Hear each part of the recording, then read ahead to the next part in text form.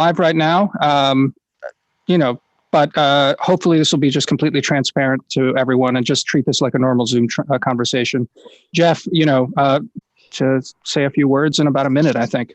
I will. I see 10:59. My gosh, we are punctual. So let's wait 59 seconds and we'll roll. How about that? Perfect. Good. Right now, but hopefully this will be just completely. Okay.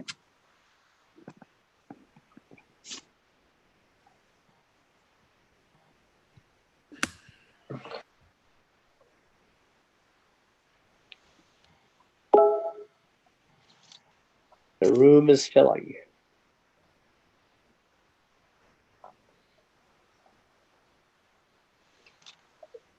Hi, Jeff. Good morning. Morning, Andrew. How are you? Hi, Andrew. Yeah, good to see you. There. Thank you for joining. It's 5 o'clock. I stopped jamming. Hi, Charles. The room is filling. Oh, good to see you, Andrew. Good to see you guys. Good to see you, Frank. Okay, we're live on YouTube, guys. Hi, Jeff. Jeff, go ahead and give us a start.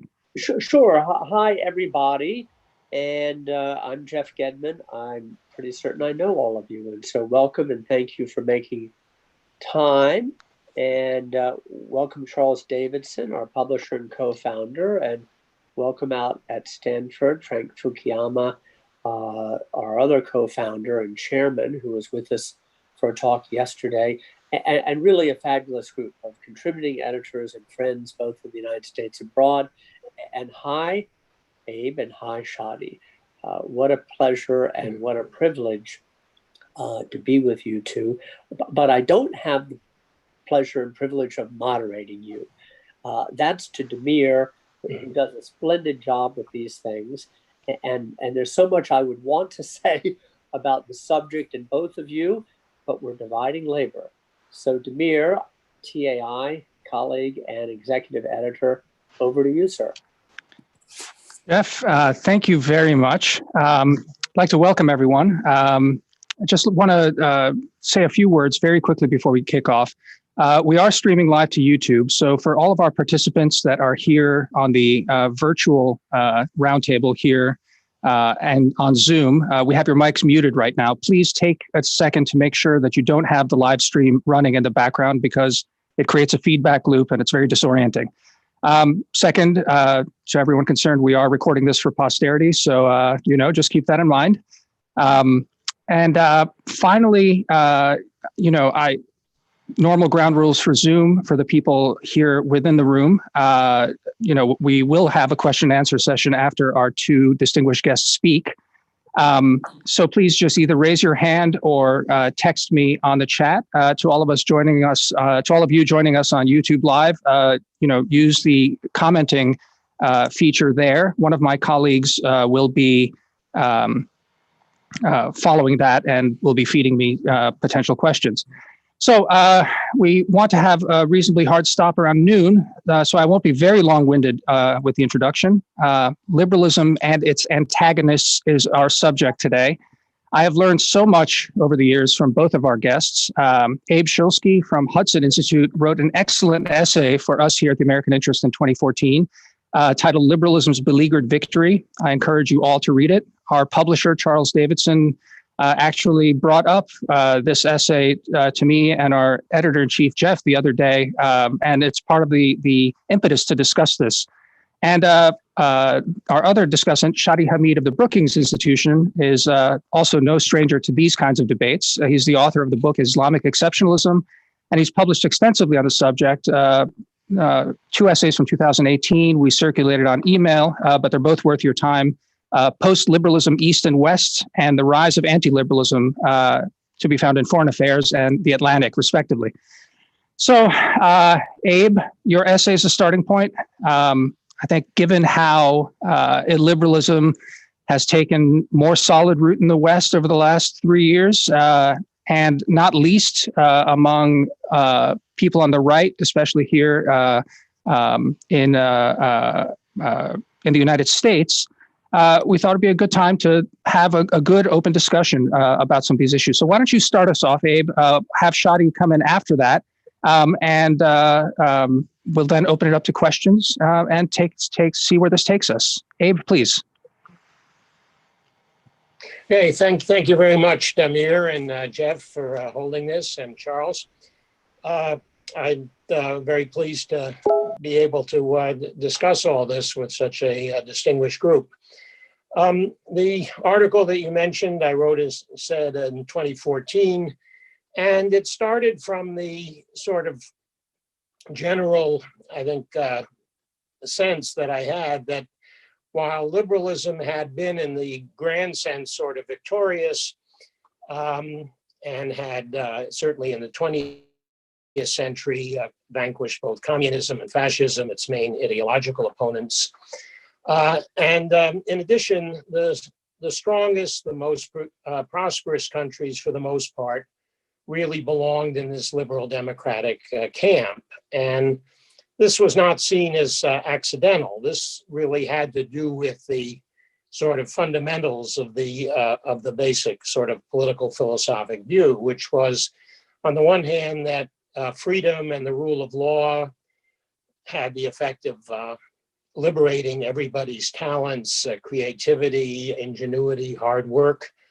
And that led to prosperity, as what Adam Smith called the constant concern of everyone to better their condition, had this sort of long-term effect of producing prosperous and hence militarily, or at least potentially militarily strong countries. And at the same time, as various people argued, like Samuel Huntington, prosperity itself produced demands for freedom. In other words, once people became, middle class, he said $6,000 per capita kind of as a threshold, $6,000 per capita as a kind of threshold. Once they meet the immediate demands of making sure they're fed and so forth, they start demanding some right of participation in how they're governed. They want some sorts of self-respect, as Frank emphasized in end of history. And all of this meant that this was a kind of secure or potentially secure or strong sort of situation. Now, of course, even back then in 2014, China was a sort of exception. Certainly in the years since then, we've had less and less optimism about how the country is moving. And so that raised one question: is it possible to be strong and prosperous and not be liberal democratic, or even moving towards liberal democracy? There's the other question, which we can discuss later perhaps: does China really have a competing ideology, or is this just a sort of extremely successful form of authoritarianism that doesn't have a real basis other than the desire of the people in power to maintain power? But at any rate, given that first point, that a general success of liberal democracy, was also struck by the fact that there were the continuous critiques of liberalism that come up throughout its whole history. Partly this, of course, has to do with the fact that liberalism allows such critiques. I mean, that people are free to sort of say what they want, by and large, including that the system is wrong and so forth. But at the same time, I think it really pointed to certain questions in liberalism, or certain ways in which liberalism was perhaps inadequate and it wasn't fully satisfying. And hence, there were always going to be these sorts of counter-ideologies. And in the article, I discuss that, and I try to characterize them in various ways. At the time, in 2014, the biggest practical opponent of liberalism in the world was probably Islamism, which made, of course, a very thorough critique on a religious basis and sort of spiritual basis, you can say, of the inadequacy of liberalism. But since that time, what we've seen, and what I assume you want to talk mainly about, is the growth of a sort of right-wing anti-liberalism, national conservatism, it's also called, that I think focuses a lot on a lack of national identity as being a problem of liberalism. And this has mean, this is both sort of an ideological point, that the notion that the nation brings sort of a kind of meaning and richness to human life, and having just a bunch of people who are free to go off in every direction they want sort of loses that or misses some of that. But I think it also had this practical side that for a lot of people who weren't, in a sense, being rewarded by the globalism or weren't being successful in the globalized world, the loss of a national identity was particularly important. And now this gets into the whole question of inequality in economics and so forth. But fundamentally, I think it meant that there were a fair number of people who had a sense of being left behind by the new economic and technological trends. And I think equally important, disrespected by the people who were successful at this. The global elites, the Davos man, so forth, looked down on these people who were sort of not getting with the program in that sense. And in a way, I think one of the clearest cut cases of all this, which I'll just end with talking about, was the Gilets jaunes, the yellow vests in France, the big opposition movement that got started. And it's just perfect. It got started because of a hike in the gasoline tax. Now, why is that so important? Well, for one thing, it fell disproportionately on rural and far out suburban people who really depend on their cars. I mean, if you were living in the 7th arrondissement in Paris, you probably didn't even have a car. If you did, you certainly didn't need it to get around town. So it had that economic inequality, but it was also the justification that this was this great moral thing to do because it helped in climate change. It was the part of the green movement. It was ecological and so forth, sort of making it look like the people who depended on their cars to get around were somehow, less moral than the people who took the metro, even though in order to be living near a metro stop in Paris, you had to be paying some pretty high rents or buying a pretty fancy apartment for the most part. So anyway, I mean, that was a good sort of encapsulation, I think, of both the economic and the sort of other side of this, the disrespect, the ignoring of a large part of the country that wasn't really prospering and taking advantage of the new technologies in the same way. So let me stop there, and we of course can get into all of these questions in greater depth later. Great, thanks, Abe, for those opening remarks. Shadi, why don't you say a couple of words, and we'll take it from there. Great. First of all, thanks for having me. Good to be with all of you. So I'll just to start, let me say, just so you know where I'm coming from, I sort of think of myself as a liberal who's critical of liberalism. So I find that I'm often in conversation and in tension with myself, and I'm sometimes torn about these issues. So what I'll try to do is unpack that a little bit. I mean, first of all, I think we're in a really interesting natural experiment, at least those of us who are under lockdown. I guess if you live in Florida or certain red states, you no longer are. But it's a really interesting test in the sense that we've resolved the paradox of choice, at least for the time being, in the sense that there is a kind of coercive external constraint that reduces and limits our choices. So in that sense, we're not fully liberal beings now. We're not fully autonomous and we're not fully free. There's a lot of things, perhaps even most things, that we can't really do now. So we can't go out to a restaurant, you can't generally see most of your friends. Travel is limited. Most people are stuck in their apartments most of the time. So I think one interesting question is, do we become more happier, more fulfilled, or less happier and less fulfilled the more there are these external constraints on choice? So, and I think that critics of liberalism would hypothesize that yes, with this natural experiment, we would become happier and more fulfilled.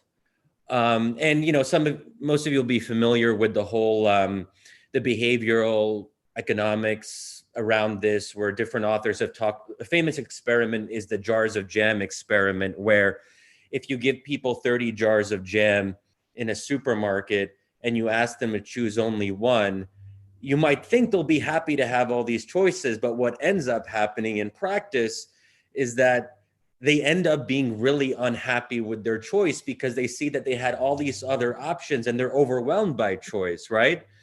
And on the other hand, if you give them three jars of jam, like really basic flavors, and they choose, they end up being much more fulfilled and content with their choice.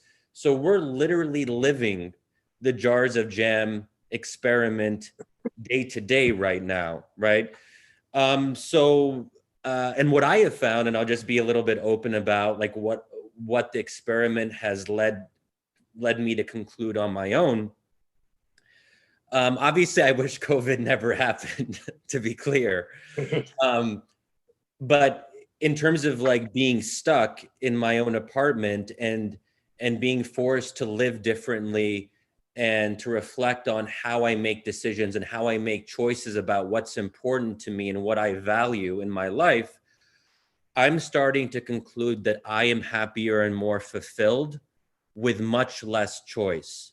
The more constrained I am now, the more happier I seem to be now. We don't know how long that'll last. It may be the case that just for the first month or 2 months of lockdown, we feel this way, but then there's diminishing marginal returns. And then we start to actually realize that we might like aspects of this in the short term, but in the long term, we just cannot do this. So I accept that might be the case. Okay, so that's one thing I wanted to put out there as a kind of provocation. The second thing, and this is an argument that is not fully developed, but I thought that this would be the right place to test it with friends. And I guess there's also not friends, like random people on YouTube. So that's cool too. But as someone who has read the anti-liberals and post-liberals, and I'm even friends with some of them, and I've also spent a good chunk of my life studying a certain kind of anti-liberal in the Middle East, i.e. Islamist movement. So these are people I've literally spent hundreds of hours with over the course of the past 15 years in different guises. Now, I think what's really interesting is to see how anti-liberals and post-liberals in the West formulate their arguments. And we've seen them formulate more of their arguments in the past 3 to 4 years. So let's see, what are they coming up with? What are they telling us? And I think probably the best, and by best, I don't mean that I agree with it, just in terms of quality of argument, the best and most provocative outlining of what the anti-liberal vision looks like, both in theory and practice, is probably Adrian Vermeule's Integration from Within, published in American Affairs, for those of you who want to give that a read at some point. Now, he's the only person who takes it pretty far and goes into some pretty controversial territory, but even he, I don't think, has fully expounded on what his ideal state or what his ideal vision looks like. So the question that I'm kind of contending with now, why is it that most anti-liberals aren't going as far as they can?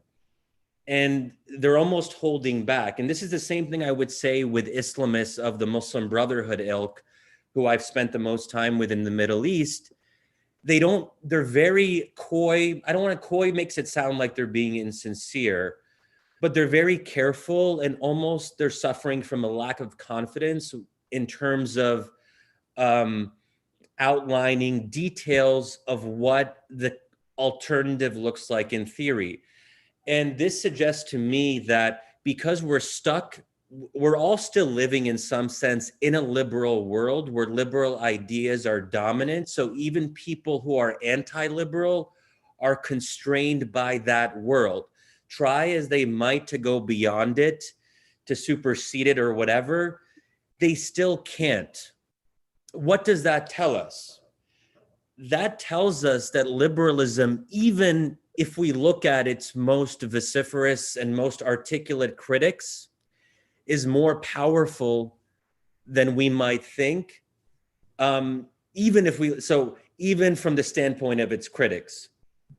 That, for example, you don't have anti-liberals who are saying explicitly, hey, let's do away with religious freedom. They go out of their way to say, oh, we have our critiques, we have our concerns, but we're still pretty much on board with religious freedom.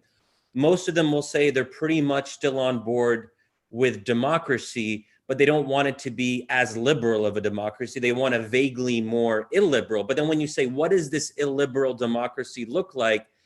They're like, well, we're still going to have minimal freedoms. We're not going to, we still want to have some minority rights, or even most minority rights. We don't want to go against the Constitution. We don't want to work against the Constitution. We want to stay loyal to that. So this, and I'll just close here, this all tells us that, first of all, one, they might not have the courage of their convictions, which suggests another alternative, that deep down, even anti-liberals like too much of liberalism. Or they don't maybe like it, but they don't want to live in something that is too different from that. Or that once you live in a liberal world where there is a kind of end of history or a dominance of these ideas to one extent or another, it becomes too difficult to extract yourself from those frameworks and to make a completely alternative argument. Okay, Shadi, that was a whole lot and really, really good. Abe, I'm going to let you respond. Let me just sort of pull out one or two things that just maybe just to sort of get us on the same page on this sort of stuff. I think it's really interesting, Abe, that you bring up the Gilets jaunes as a reaction to really modernity in a lot of ways and sort of the forgotten. But it's fascinating to me at the same time, and correct me if I'm wrong on this, but that as an ideology, they had nothing to offer. And in fact, it was just an empty vessel. And, Marine Le Pen and the rest of them, they tried to take ownership of this thing, but they didn't. And this, I think, is maybe the bridge where what Shadi's talking about and what you were talking about can sort of get played out. Because on the one hand, there's the intellectual counter movements to liberalism, which seem to be seeking for some kind of fulfillment, for some kind of modern meaning. And this expresses itself in various politics. And on the other hand, there's this kind of inchoate, anger that perhaps they try to feed on, but it's not really necessarily a match. Anyway, just some quick thoughts, but please, Abe, all yours. Yeah. Okay. Thank you. I don't know. On the question of the lockdown, I guess I'm on the other side of this. I'd be very happy to be rid of all this and back to my normal life. I'd even be happy to be back to taking the metro to the office and so on. So, but I think you're right that there are people who find that a certain amount of structure, a certain amount of constraint even, is actually very helpful for them. I just read a fantastic book that came out a few years ago by J.D. Vance called Hillbilly Elegy, which I'd recommend to people who are interested in this subject. It's a very powerful and interesting book. But one big part of his story is essentially the Marine Corps, where he certainly was under a lot more constraint than he was ever under before.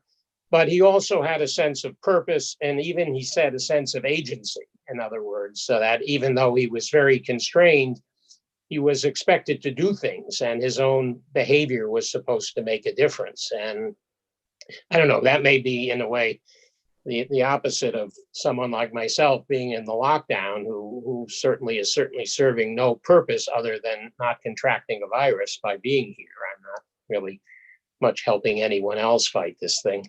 And so I think that's an important part of it, is that the constraint may be important, but it has to be connected with some overall or general purpose.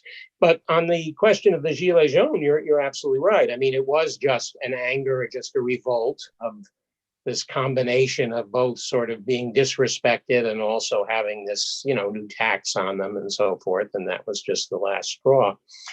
But it does show, I think, the great difficulty that people have had, as Shadi said, of coming up with anything that's like a counter-ideology. I mean, you can see that in China, where they had this big thing about Confucianism and so forth. I mean, trying to sort of say, no, this isn't just an authoritarian state. We have a real ideal or a goal, and it's different from the liberal democratic one. I mean, that's a big change in China. 20 years ago, they would have said, oh, well, it took you, 100 years. It's going to take us 100 years. But the implication was we'll get there eventually. Now they're saying, generally speaking, quite the opposite. No, we don't want to go there. We're going our own way. But it's very hard to see exactly what that way is. And with respect to Confucianism, it's, I think I'm not an expert on the subject, but it just strikes me as fairly thin gruel. I mean, an extremely hyper-capitalist, wealth-seeking economy is not really the Confucian ideal. So, I think there is an issue on someone like the Muslim Brotherhood. I don't know. I mean, some of them may be insincere or sort of gradualist, but on the other hand, they may not really have a sense, and I get that feeling, of what a true Islamic state would look like. That's what they claim they want, something that's truly Islamic, but in most cases wouldn't look like the old Taliban or something, but it would be somehow Islamic in spirit and in authentically such. And I don't think they really do have much of an idea, at least. But on the other hand, they may want more of that than they're willing to say at first. Well, let me stop there and then see what the sorts of questions. We have a ton of questions coming up, but Shadi, if you want to take some response to this and maybe talk a little bit about this question of meaning, and you've written about this, in fact, how the Islamists, aren't deep, or at least in your experience, not deep theoreticians of this stuff, and are sort of swimming in liberalism despite sort of fighting against it. Say a few words and react as you choose, and then we'll open it up. Yeah. So when you talk to Muslim Brotherhood folks and try to get some clarity from them on what their alternative looks like, they tend to fall back on symbolic gestures. They're still important and they would actually affect people's lives, but they're not. So for example, restricting alcohol consumption, or perhaps at some point banning it, Islamizing the educational curriculum, having more religious programming on state TV.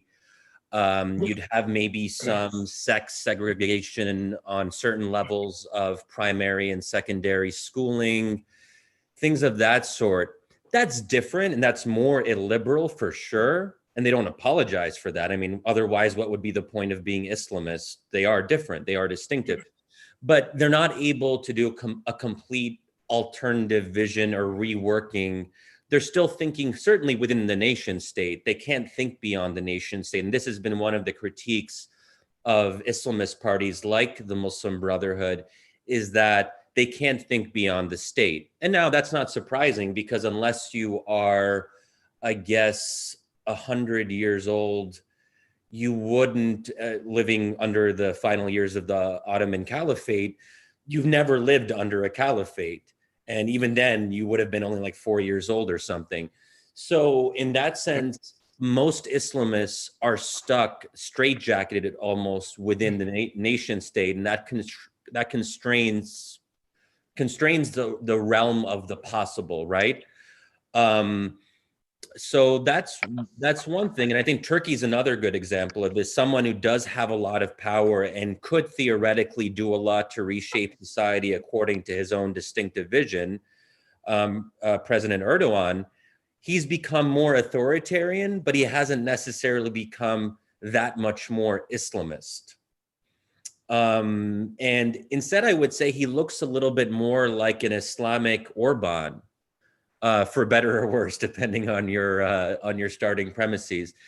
So I think that it all suggests a certain kind of limitation. Now we can debate whether or not it's liberalism itself, that is so constraining and so dominant, or it's the logic of the nation state that is so constraining and so dominant? Or you could argue that there's a kind of interesting interaction, intertwining, that the nation state, at least in certain ways, contributes to this this dominance. So generally speaking, even authoritarians pay lip service to minority rights.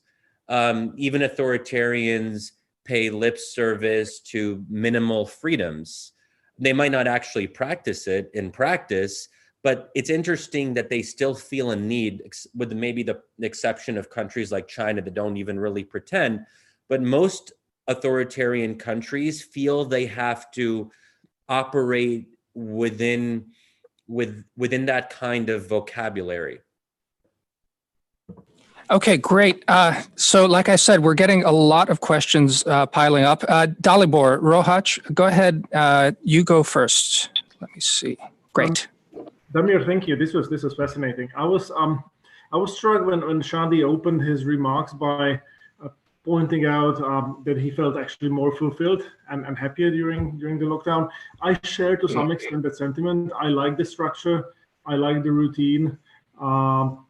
But I was surprised that he didn't touch on this interesting paradox that really offered itself in the sense that some of the people who are the least happy with the lockdown are actually the proponents of this new illiberalism on the political right? So I remember Adrian Bermude's, saying various sort of things critical of the lockdown on Twitter.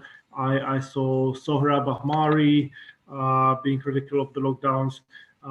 Some people went even further. Rusty Reno of First Things said that it was cowardly to wear masks.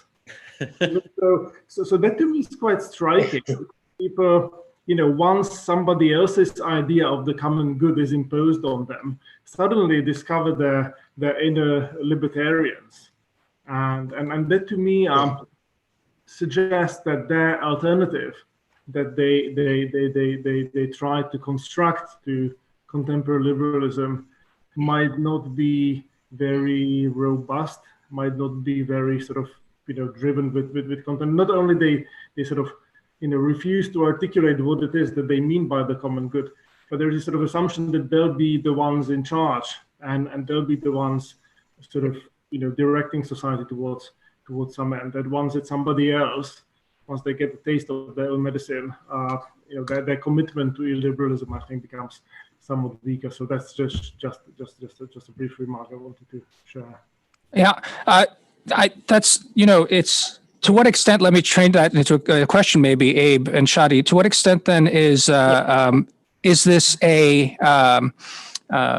kind of cynical move? I mean, how instrumental? Again, getting back to the Gilets jaunes thing, which I think is interesting, is that you have this sort of ideology, as Shadi, you're saying, is not really even never really worked through to a certain extent, is reactionary, but doesn't really move people onto the, well, maybe it does move people onto the streets. The question is how cynical is this, right? Because you have this kind of, these contradictions that Dalibor is talking about. How is there a there in this illiberalism? Put it that way. Well, can I go now, or how do you want Please, to do this? Please do, Abe. Go ahead. Yeah. Okay.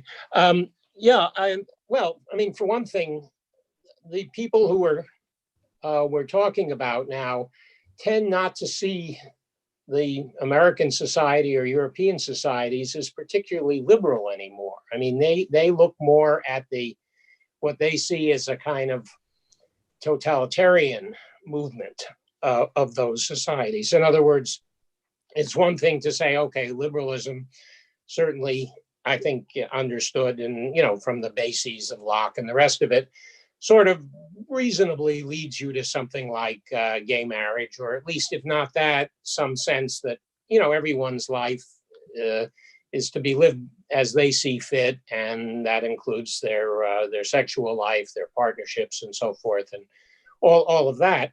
But then, of course, if you go beyond that to the point that saying that any criticism of this has to be punished or forbidden, or these bizarre cases like the one of the baker in Colorado and so on, where the liberal side is now sort of looking like it's imposing its views on everybody and sort of penalizing any expression of other views. So I think the lockdown sort of fits into that this is sort of shows for these people would probably show the sort of illiberal instincts of the liberal elites who then say, okay, everybody has to stay home and so forth. But of course, there's one other big important point here, which is that, despite the stuff that says, we're all in this together, of course, we're not. And I mean, the people on this call, I'm sure, well, actually, Frank, I'm just repeating what Frank said yesterday, actually, there's a lot of people for whom it's been a minor problem. I mean, I think it's a big nuisance, but it doesn't really harm me economically. It doesn't make me worry about my future. It doesn't really impinge on me in a very big way. But of course, there's 20 some odd million people who have lost their jobs. So that's a very different kind of effect of this whole thing. And so again, I get the sense, and I sort of went from, if you just watch television and you just see the sort of public service type ads that companies are running now, saying about, oh, well, since you're all sheltering in place, we're going to, provide this service, or we help in this way, or, they just show nice pictures of people, hugging their kids or something.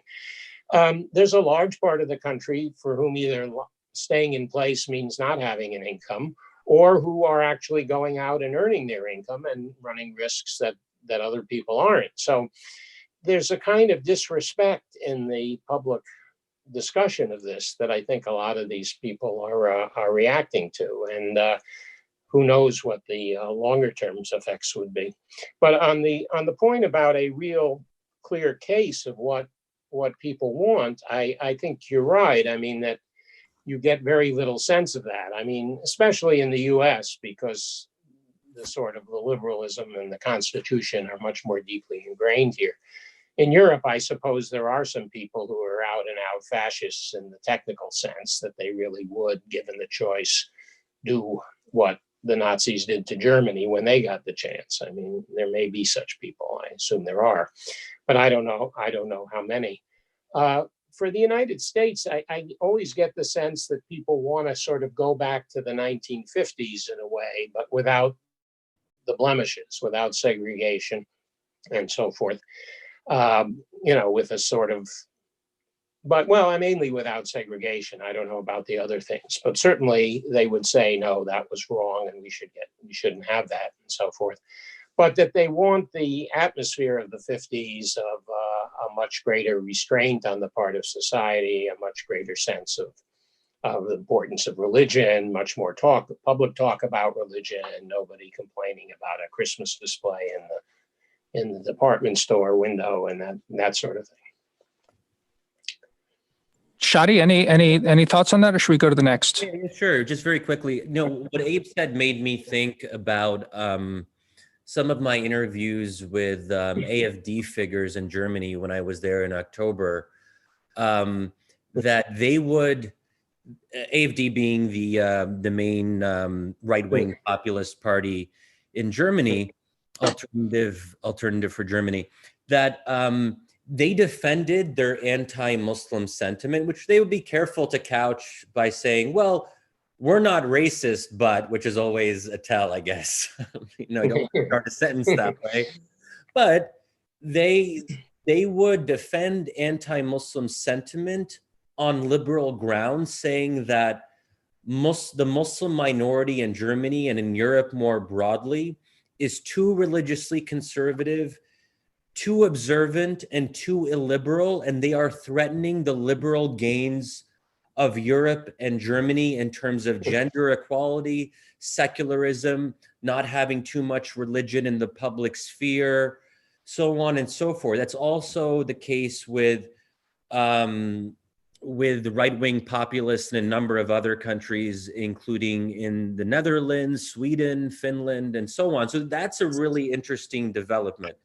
I'll also just, and just a quick point in response to what Dalibor said, which I hadn't actually thought of it in those terms. And I think Dalibor is right to point to a certain tension, but even I share it. I've become, okay, I generally have been pretty pro-lockdown, but that's starting to erode. And I've become more critical in recent weeks about how some on the center left and left have been talking about this maximalist approach to lockdown, and how anyone who disagrees with that is in effect supporting mass murder or sacrificing Americans on the altar of the economy. So we're hearing what I consider to be pretty far out rhetoric. I don't think that people who are anti-lockdown, like Rusty Reno, we might disagree with them, but are they calling for mass murder? I'm not comfortable with that.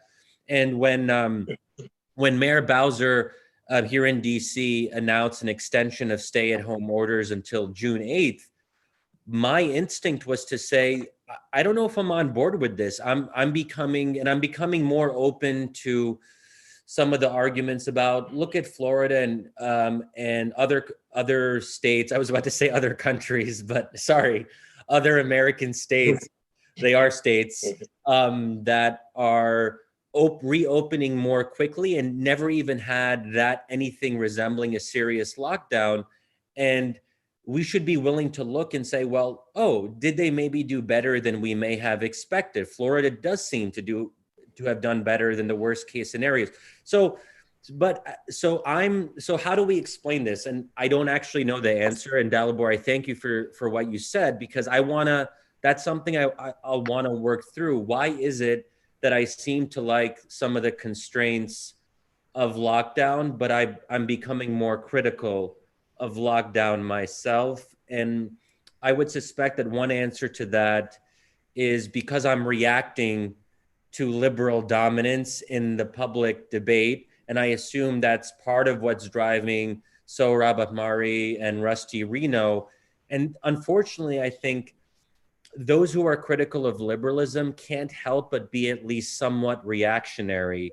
And this is I think one of the weaknesses of anti-liberalism. And we find something similar with Islamists in the Middle East, that they can only be Islamist insofar as they know their opposite. So Islamism only makes sense in contradistinction to secularism. Islamism did not exist before secularism. So I think that's part of what's going on here. Yeah, it's just to hear you guys talk. It strikes me, especially on Dalibor's question, how instrumental the counter ideology is in any case, right?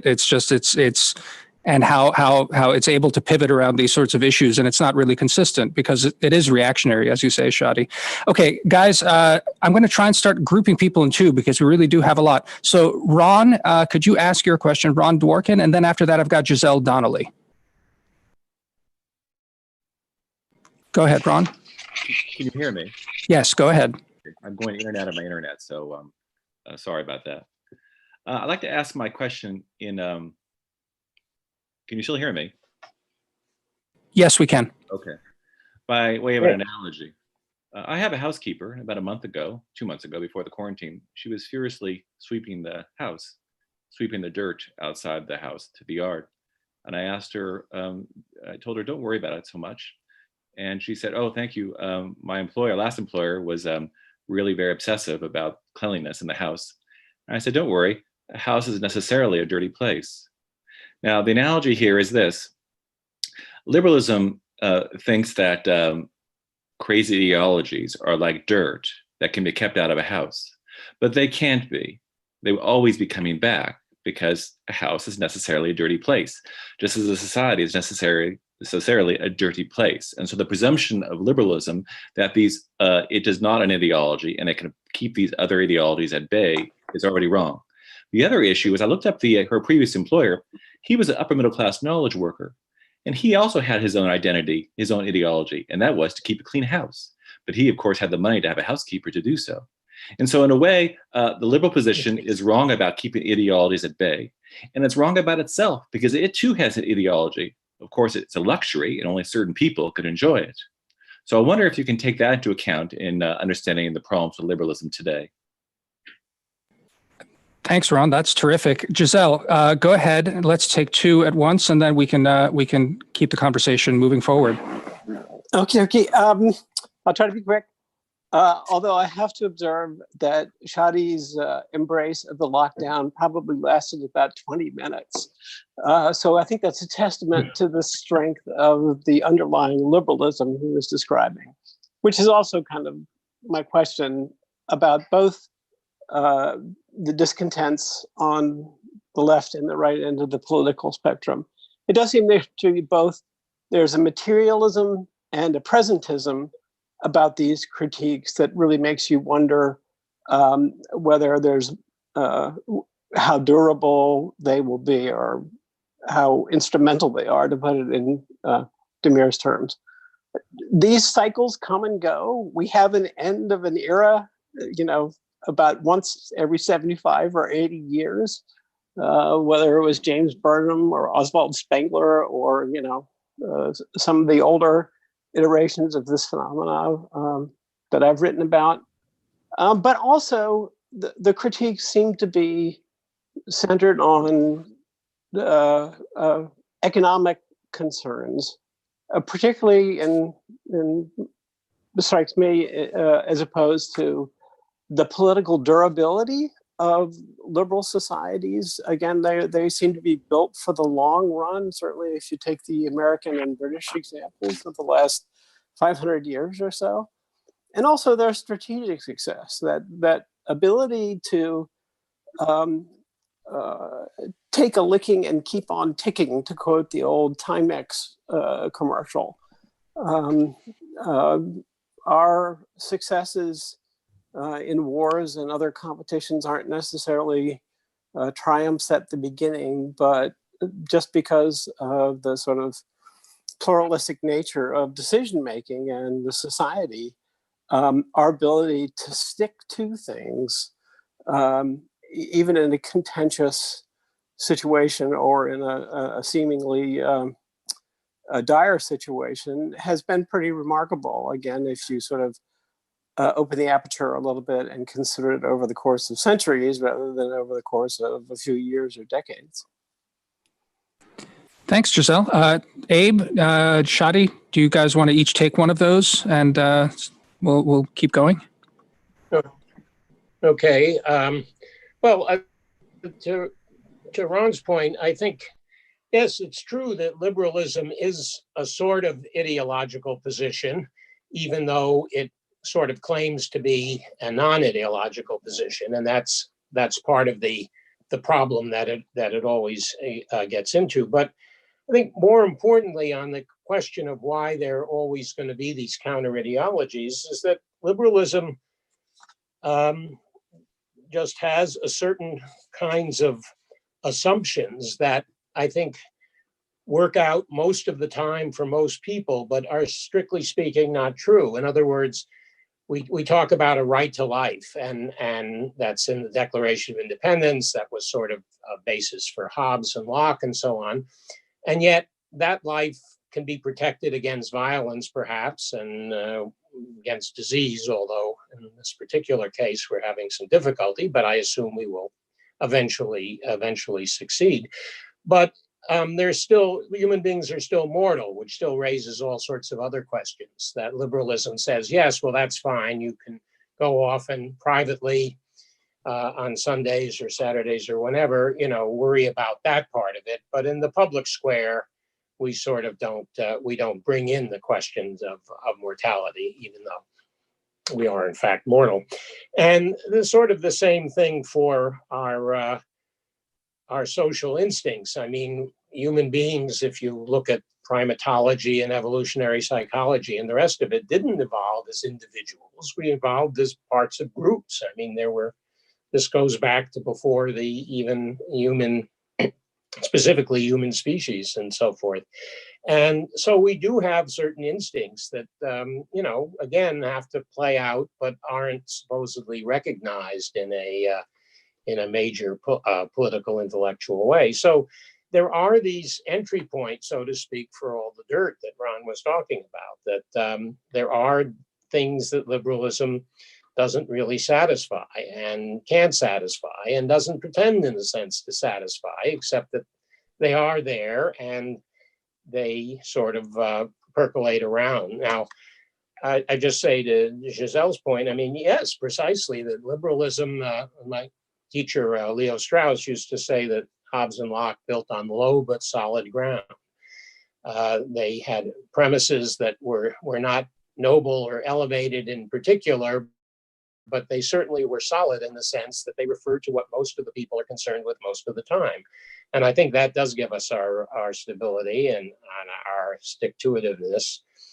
And, hopefully we'll continue, but, we're constantly going to see the attacks. That's a great Strauss quote. Shadi, go ahead. Sorry. So, I mean, first of all, and this might be partly my bias, I don't think human beings naturally incline towards liberalism. And I think that should be obvious insofar as for millennia, the vast majority of human beings who have been alive have not been liberal. So that should probably tell us something. And I think that actually, Frank Fukuyama, who I think is still on this call, I mean, he has there's some really good quotes in Origins of Political Order about how liberalism can only really come to be by sort of there has to be some aspect of pushing people in that direction, because they won't necessarily go there or get there on their own. And I will say that as someone who likes liberalism, but is also critical of it, it doesn't feel completely natural to me. The more liberalism becomes its own ideology, that's where we really start to have a problem, because then we get into the question of the quest for meaning, that because liberalism can provide ultimate meaning, and by ultimate meaning, I mean helping humans contend with mortality, which I think is pretty important, especially now under COVID. And I think we might actually see a religious awakening, because there's actually was an interesting Pew poll about 20% of Americans have felt more religious or become more religious since the pandemic started, and only like 2% have become less religious. I mean, that tells us something, that, hey, we kind of need religion the more we're thinking about death.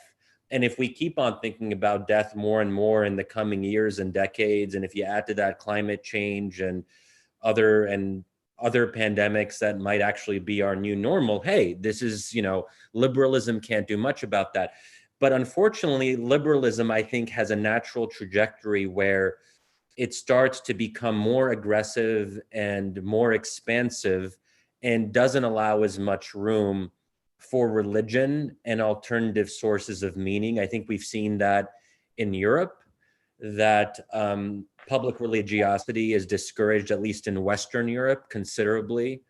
And I think that if you live in an urban center, urban areas, Washington, D.C., New York, people don't necessarily force you to become less religious. Of course they don't, but it's really uncool to be openly and outwardly religious, and you're seen as odd, weird, strange. So there's a kind of stigmatization of people who believe in God and who believe in an afterlife. And that's not a healthy trajectory. And the question then, does liberalism is that what liberalism will always end up doing? Or can it stay more in its classical liberal, its old, more traditional form, where it allows more space for a kind of coexistence with Christianity, which even as a non-Christian, I think is important. Excellent. So next we have Gary Schmidt. Gary, can you hear us? Yeah, I Great. can. Thanks. So try to put this pretty quick. So much of the discussion about populism here in Britain and elsewhere is about the folks who have been left behind by the expansion of, the larger global liberal order. But I wonder whether or not, in fact, this misses some liberalism in the populist movement, which is to say, the feeling in Britain, here, elsewhere, in reaction to the sense that a large amount of public policy issues were being decided by people who they actually hadn't voted for, who they actually had no say with. So one wonders whether or not, the question, I guess, is there a kind of a healthy liberalism within populism as we see it today? Thanks. Thanks, Gary. And I've also got our colleague, Aaron Sabarium. Go ahead, Aaron. Question, please, though. Okay, sure. So, Shadi, you've written a lot about the importance of conflict and agonism in democracy. And it occurs to me that I think there's a link between what you've written about there and what you were just saying about sort of COVID's effect on our metaphysical, theological assumptions. Because if you look at the people like Reno and some of the other sort of post-liberal critics of lockdowns, there's this refrain, which is that, death always happens. Death is not the end. There are more important things than avoiding death. Get over it. It seems to me that part of what we have here is, in fact, a conflict between pretty irreconcilable worldviews and metaphysical assumptions. And part of what we're seeing, you could argue, is both the importance of kind of agonism and fighting it out, but also the limits of liberalism and arbitrating these disputes, because it's just not clear, how you have a debate when one side comes in thinking very rationally, death is the worst thing in the world because there's nothing after. And the other side, very rationally from their perspective, comes in thinking, you know what? Death's not the end and you guys are freaking out. Comment on sort of the incommensurability of values here and how we navigate that. Okay, gentlemen, please take one or both, or however you want to do that. Abe? Okay, well, in response to my friend Gary's question, there is a way in which, liberalism, as it starts to impose its tolerance on, or its notion of tolerance and equality on everyone, then becomes somewhat, oppressive. We have this remarkable situation now where if you talk about free speech on campus, you're regarded as right wing. This is quite a change from the past, and reflects the fact that in liberalism implies or is based on a notion of mutual tolerance of people on a sort of equality, at least in the political sense among people. And obviously that may require some enforcement. You can't allow lynching on the basis of liberalism just because some people want to do it, because that violates the basic principle. So on the other hand, if you make those principles and you can come up with extreme versions of them, which we've been doing in some circumstances, in which just saying something that's mildly critical of somebody is, conflated with intolerance and failure to recognize their equality, which then obviously has major effects on freedom of speech. So I think maybe some of that has to do with when liberalism becomes not just the means of our living together and pursuing our happiness as we each see fit and so forth and so on, but becomes the kind of ideal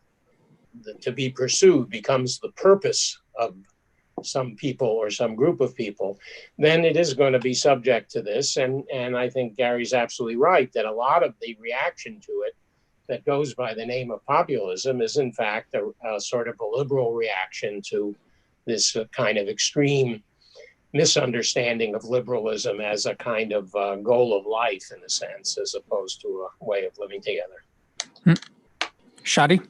So on populists, I would maybe modify a bit and say that sometimes right-wing populists are more democratic than liberals are, and liberals are more liberal than they are democratic. Obviously, there'd be quite a lot to unpack there, but just to kind of acknowledge that there is here a tension in our terminology between liberalism, small L liberalism, small D democracy. Obviously, there can be some overlap in that you can't have a full democracy without having some minimal level of freedom of expression and so on. But still, they're different concepts.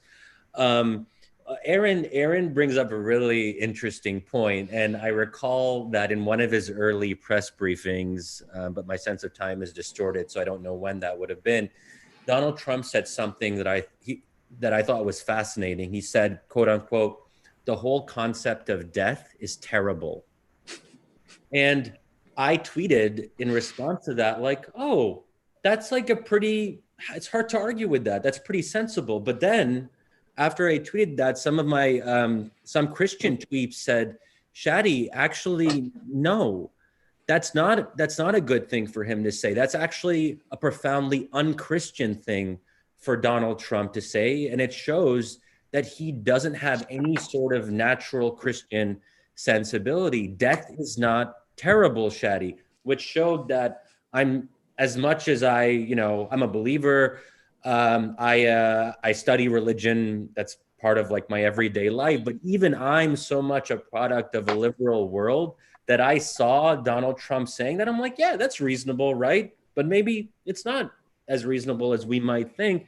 So I think, Aaron, you really got, and that's probably why I have, even though I disagree, as a disclaimer, I mean, I have a vague sympathy for aspects of Rusty Reno when he talks about death and how that society cannot see, should societies see the prevention of death as the ultimate goal and something that has to be done at all costs. And I emphasize at all costs. So if completely, and this is hypothetical because this is not actually how it is in real life, then it's a false binary, the whole economy versus saving lives thing. But let's say hypothetically that the only way to save a significant number of lives was literally to destroy the economy completely and utterly for like 5 years. Then if we put it in those stark terms, then I think we'd be able to clarify what we prioritize as a society. And I suspect that it would be reasonable to say that maybe we shouldn't like that anyway. But then we get into this issue that people who don't believe in an afterlife, should they be subject to people who do believe in an afterlife? Because, obviously you can't be compelled to believe in something you don't believe. And I just mean that from a theoretical standpoint. So if those are people who think that society should privilege more the fact that there is something after this life, that leads to a kind of stratification between citizens if you make that a basis of public policy. Because if this is all there is from your perspective as someone who doesn't believe in an afterlife, then would you really want people to be like, death is not the end? Because for you, death is the end, quite literally. So we have a handful of more questions, but honest question for you, Abe and Shadi. Do you have a little bit more time, or we can just also wrap it up and take it to Twitter, as it were? I mean, I do. I am at your behest if you want to stay. Okay. Well, then let's just quickly, one last round then. I have 3. Please, as I call on you, do it in, briefly in the form of a question, and then I'll let you guys wrap up and we'll call it a meeting. James, you're next, please. James Barnett. Yeah, thanks, Amir. Thanks, Shadi. Thanks, Abe. I guess, simply put, my question is, to what extent on the American right do you think that post-liberalism actually has kind of a tangible support basis as opposed to it just being kind of a trendy intellectual phenomenon in a few journals, certain circles in DC? It seems that there's still a lot of tension and kind of that very much that libertarian and kind of culturally libertarian, if not always economically libertarian trends on the American right. That's a great question, James. Nicole Penn, you're next, please. Hi, so my question is about what role does enchantment and disenchantment have to play in the liberalism debates? Is what we're seeing, as to quote, Ross Douthat, as our society slides through this decadent moment where it seems like we've all established a pretty decent standard of living, but we're not answering these questions of meaning. Are movements like, fundamentalist Islam or the integralist movement on the Catholic right really a response to this need to be part of something greater? And could perhaps the answer for liberalism be a sort of breakthrough technological moment that allows us to, for example, break through the frontier of space? Would that help to perhaps reinstill a sense of enchantment in liberalism and its possibilities to feed this fundamental human need to be part of something greater? Another excellent question. And then finally, the last one, Martin Skold, please. Floor is yours. Thanks. I'll try to be as brief as I can. I guess my question is, to what extent are we seeing actual ideological challenges to liberalism as opposed to just affective partisanship? We've touched on this a number of different ways. By the way, this is not, I think, the first time we've politicized an epidemic. There was a round of this in 2014 over whether to close air traffic to Africa. We've been at this for a while. We've had a few warning shots. I would argue, and we could pull out a bunch of examples, but I'll spare you. But I would argue that if you look at anybody's Facebook feed that has a decent balance of left and right, you'll find a lot of people shouting at each other simply because they want to align with their team and show that we are not like those guys and test you to see which side you're on. And as much as I would like to say there's some necessity behind it, I think in some ways people do it because they're bored. Regardless of exactly how we got there, how much of the challenge of liberalism is philosophical as opposed to psychological, tribal, sociological in the digital age where we simply have to wear a jersey?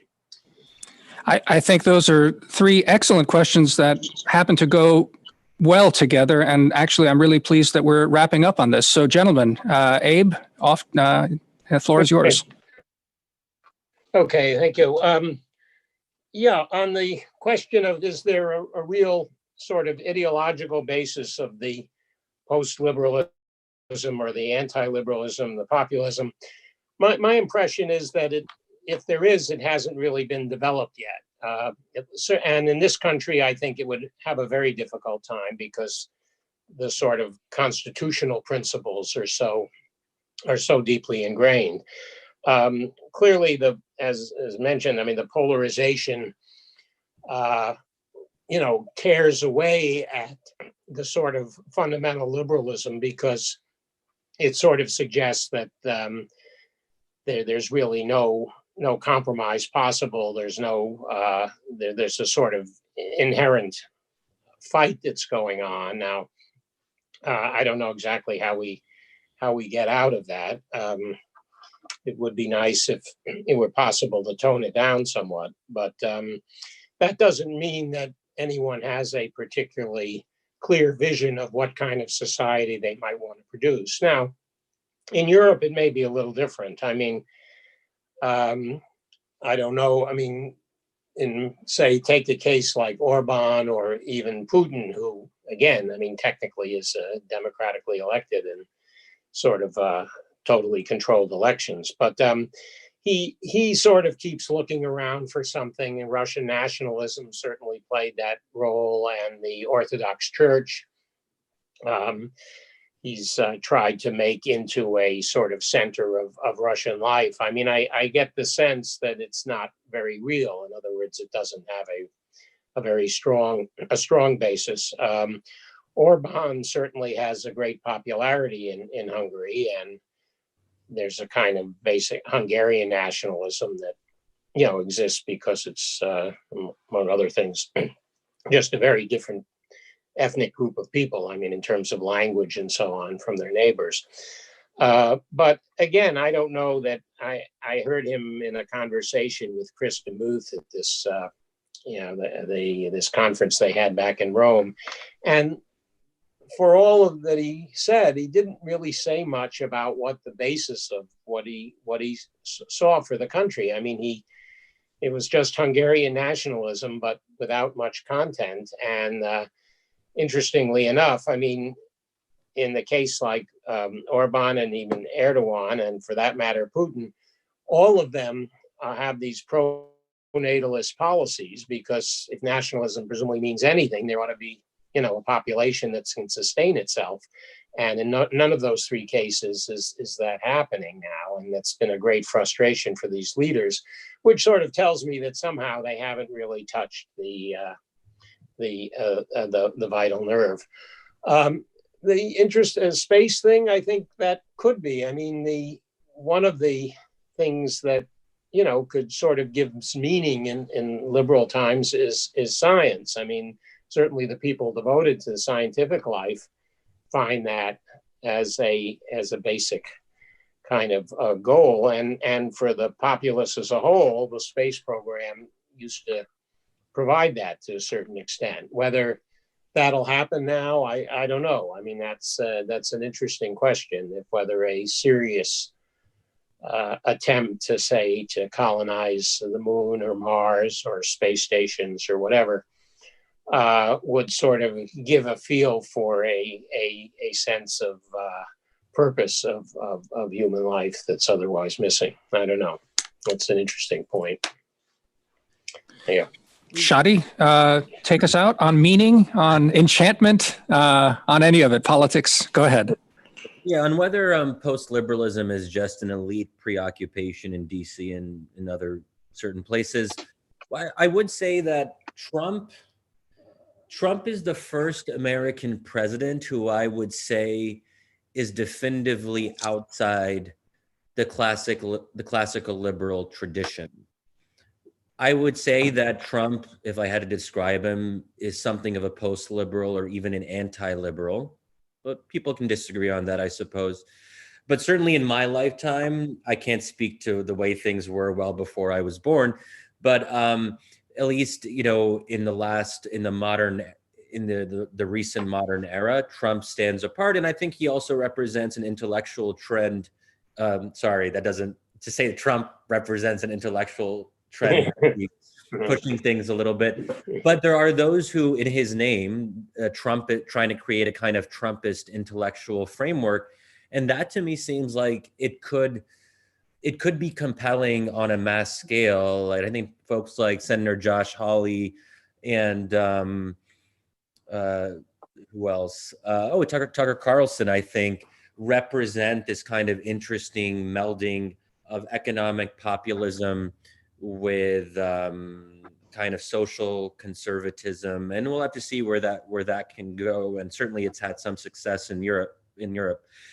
As for space, personally, I'm not really into space, and I'm trying to think about why it doesn't appeal to me. I think part of the issue is that for those who are obsessed with space, like Elon Musk or something, I think I sort of interpret it as a way to supplant God and to make the world more human-centric about what humans can accomplish.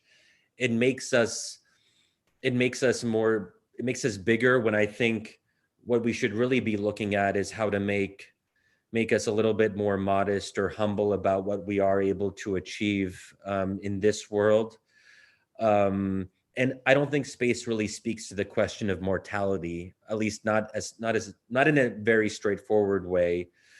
And then there was, and that's why I think that we have to find ways to effectively intertwine liberalism with religion, and in our case as Americans, Christianity. And others have written about this, like Andrew Sullivan, and this has become, I think, a more popular argument that, and this would be to some extent something that Ross Douthat would be, I think, sympathetic to, that for liberalism to be less maximalist and to be more moderated, it has to have some stronger religious tradition of which it is a part. And and I think, but the question is, how do you do that? You can't make people more religious if they've already lost religion. And this is where I think that one natural solution would be just if Americans somehow, I don't know, I mean, and a pandemic might be one way that it happens, that Americans somehow on their own decide that they want to be more religiously oriented. That would help address some of this. Until now, though, Americans have become gradually less Christian, less religious, and this would go not just for Christians, but also for Muslims. And I've also written about how American Muslims have become more liberal over time in this country for a variety of reasons. Again, showing how powerful the liberal idea can be, even with what I would argue has traditionally been the religion that is most resistant to classical liberalism or to modern liberalism. So, but I guess that's why the next 10 to 20 years are going to be quite frightening, but also quite fascinating. Gentlemen, thank you very much. And thank you all for joining us at the roundtable, and those on YouTube still watching. Thanks for tuning in. For me personally, this was very rich. What strikes me ultimately is, Abe, both your essays and Shadi's that, we cited at the beginning, these are a few years old, still very vital, but it's interesting how I do think that the discussion is shifting about this question of meaning and the challenges that there are. Lots of food for thought. And I hope to have both of you on something like this soon, and perhaps in our pages, if all goes well. So thanks again. Thanks to Charles Davidson, our publisher, and Jeff Gedman, our editor-in-chief. And catch you all next time. Thanks a lot. Thanks for having me, Damir. Yep. Thank you. Bye-bye. Thank you. Thanks.